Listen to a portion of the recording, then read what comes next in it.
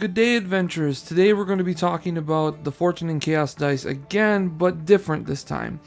Before, I talked about the Fortune and Chaos dice as a GM tool. This time I'm going to be talking about the Fortune and Chaos dice as if it was a artifact wielded by the player. Now, the big difference between these two variants of the Fortune and Chaos dice is that when it's in control of the GM gets to decide when and how it gets applied, and being when is a very important thing. Because if the GM can control when this is going off, he knows when there's going to be a possible encounter, he knows when there's going to be possibly giving you guys loot, or possibly taking away loot, or possibly cursing you guys. He knows when those effects are coming. Now, for GMs that are a little bit even more free than that, GMs that want to leave it more chaos in the hands of the players, the type of GMs that would give the players a deck of many things, might want to have the Fortune and Chaos dice in control by the players. And so this is exactly that. It's extremely simple. It's almost exactly the same in the fact that it is still the Fortune and Chaos dice. It's just dictated by the players instead of the GM. So it's a short document. It's probably going to be a short video, and I'm just going to be rereading some information you guys already know. But just in case you guys didn't see my Fortune and Chaos dice as a GM tool and you want to just watch this one, I'm going to go through it anyways. So let's go ahead and let's bring up the page, shall we? So there we go. Let's get rid of big me. Let's bring in little me. Fortune and Chaos dice artifact. This artifact is a pair of 6-sided dice, but each die only has 2 faces. A symbol of chaos and a symbol of fortune. These symbols are always easily identified culturally by the character holding them. When rolled, the dice almost always seem to slow the world around them, and everything around the character seems to go black until the result of the dice are known.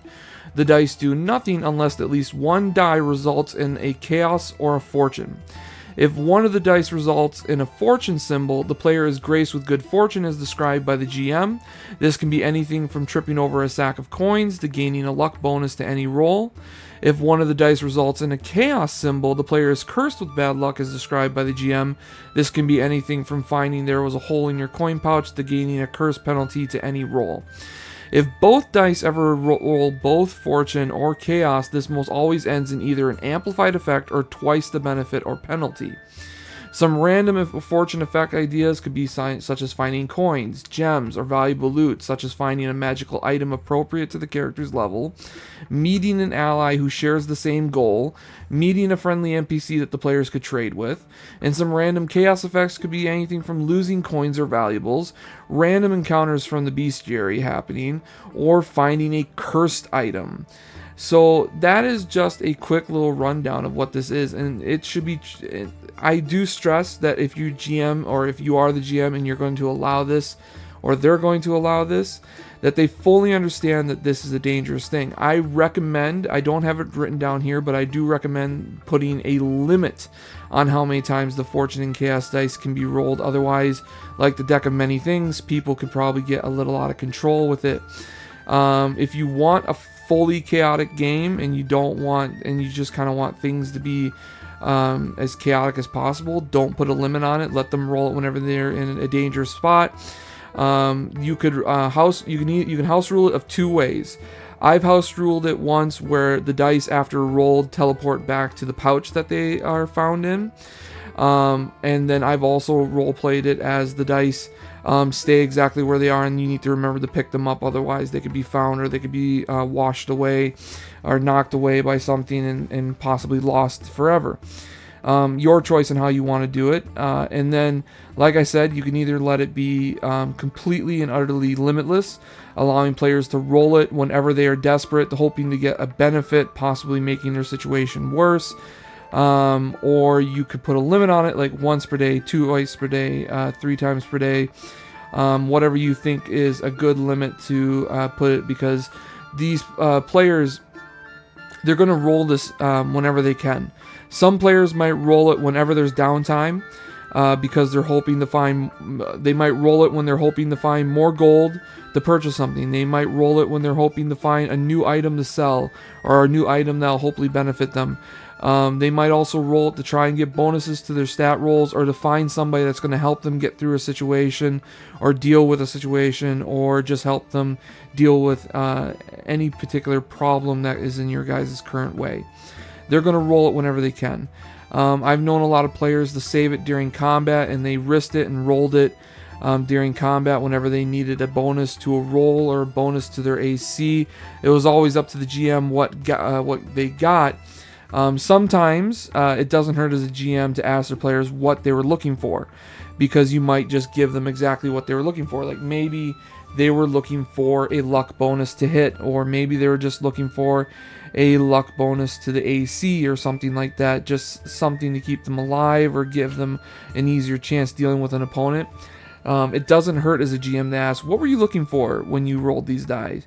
And then you can decide whether or not they got it, or if you have a better idea to give them something else. You don't always have to go with their ideas, but if you're a GM and they've been rolling the dice all day long, or for several sessions, and you are running out of ideas of what to do, don't be afraid to ask them, what were you looking for when you got this? If they don't know what they were looking for, then they can't be disappointed with that, whatever result you give them. But yeah, that is the Fortune and Chaos dice as an artifact. They are not capable of being destroyed, in my personal opinion. They are very powerful. It's a very powerful artifact because it can be anything from making people appear, to making monsters appear, to making items appear out of nowhere. And so, in my personal opinion, they're not capable of being destroyed. If you guys want to roleplay it as it can be destroyed, fully optional to you. Completely up to your GM. I left a lot of stuff up in the air with this artifact. I didn't detail it out because I wanted to leave a lot of room for interpretation for this thing. So as you know how to use them, if you've already watched my GM tool description and you already know how to use them that way, it's pretty much the exact same way, except it's in the control of the players, but the GM is pretty much still doing the same work. The only difference is that the GM is going to do it more often, or not in his control, or it's going to happen in the player's control instead of happening when the GM wants it to. So I hope you guys enjoyed this short little video. I have much more planned to come. I've got years worth of content. I hope you guys are looking forward to everything that I have. Not everything is complete. Not everything is going to be super long. Not everything's going to be super detailed. So some of it's going to be short like this. But I hope that you guys have been enjoying all the videos this far, and I hope that you guys enjoy more to come.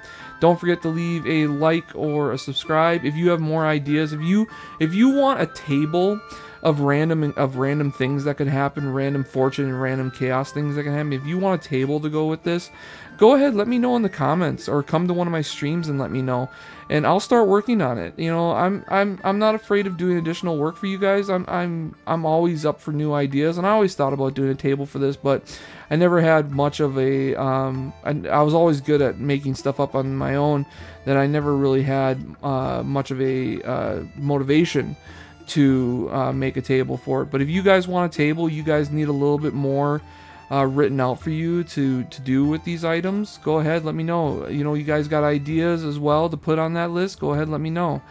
Otherwise, I hope you guys enjoyed the video, and I hope you guys enjoy the next ones, and I hope you keep tuning in, and I hope that you have a safe adventure.